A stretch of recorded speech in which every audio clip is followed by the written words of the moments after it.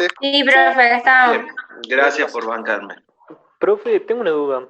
Sí, En las diapositivas anteriores tenemos como la tercera etapa del recocido, el crecimiento de grano, y en la cuarta, la recristalización, pero en el gráfico secundaria. ustedes están al revés. Ah, está. La primera, recuperación. La segunda, Sí. recristalización. Sí. La tercera, crecimiento de grano, porque el granito tiene que crecer un poquito. Y la cuarta, que es la que no se tiene que dar, que es la de la recristalización secundaria, se llama, que es la que no deseamos, ¿no? Bien. Bueno, gracias, profe. Bien. No me Profe, desconecté nada. ¿Cómo? Tengo una duda. ¿Cómo en la práctica cómo se hace el recocido? ¿Se lo mete en un horno al material? Exactamente. Se mete la pieza en un horno, la pieza, el alambre, el material se lo mete en un horno y a medida que va subiendo la temperatura se van produciendo estas distintas etapas. Así se lleva a cabo. No se nos puede pasar ni la temperatura ni el tiempo. Son las dos variables fuertes que tiene el tratamiento térmico. ¿Sí? Pero bueno, es lo que sucede en la práctica, ¿no? Bien, no me he ido, para los chicos que por ahí andan preguntando, simplemente me desconecté porque quería tomar algo, si no, de acá hasta las 3 de la tarde tampoco puedo parar. El otro mecanismo de endurecimiento, chicos, es el endurecimiento por límite de grano.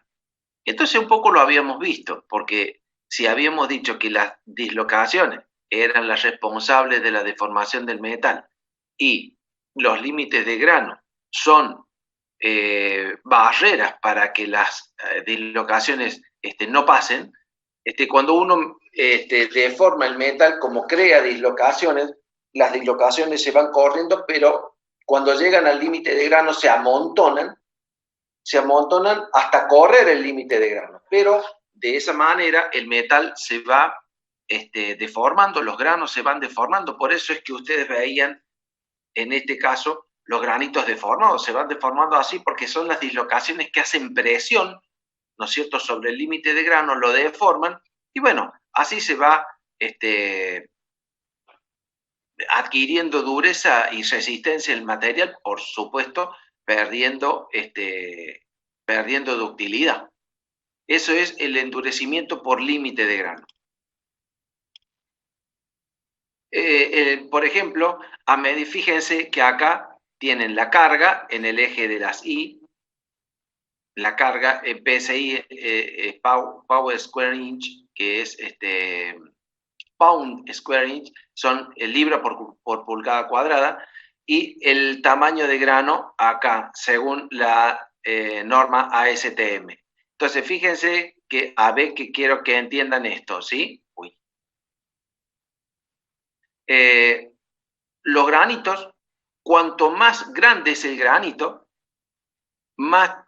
cuanto más grande es el número, cuanto más grande es el número, más chiquito es el granito, ¿sí? Entonces, el 5, por ejemplo, es un tamaño determinado, mientras que el 9 es un tamaño más fino. Uno podría decir, no, bueno, si es 9 es más grande. No, el 9 es más fino. A medida que este número ASTM se hace más grande, es que el grano es cada vez menor. Y fíjense que a medida que disminuye el tamaño de grano, cómo aumenta el esfuerzo para poder deformar el metal. ¿Lo siguieron? Sí, profe. Sí, profe. Muy bien. Endurecimiento por solución sólida. Este es otro de los mecanismos que, a ver, hay un chat que, bueno, no dice nada. Dice, el endurecimiento, este tipo de endurecimiento se da en donde, por ejemplo, el soluto o los solutos, ¿sí? El o los solutos deforman, ¿no es cierto?, o interfieren de manera fuerte con las dislocaciones, ¿sí? Cuanto más soluto hay disuelto en la red, hay mayor probabilidad de que las dislocaciones se los encuentren, los choquen y demás. Por lo tanto, a mayor cantidad de soluto, hay mayor interacción con dislocaciones y por lo tanto más se endurecerá el material o menos dúctil se hará el material, ¿cierto? Me siguen con la idea. Lo que les dice al último, a mayor cantidad de soluto, más serán los obstáculos para el movimiento de las dislocaciones. ¿Está claro? Entonces, menos dúctil va a ser el material. Esto se ve es muy común, por ejemplo, en aceros al carbono, que uno los puede deformar en frío sin mucho problema, mientras que en un acero, por ejemplo, ya aleado, y no es tan fácil deformarlo al acero aleado. ¿Y por qué? Y bueno, porque el acero aleado tiene los aleantes, que son los solutos que nos sirven para determinar cantidad de cosas. Pero bueno, además de eso, sirven para interactuar con las dislocaciones. Fíjense, estos son los campos de tensión generados por átomos de soluto, ¿no es cierto?, al actuar con las dislocaciones.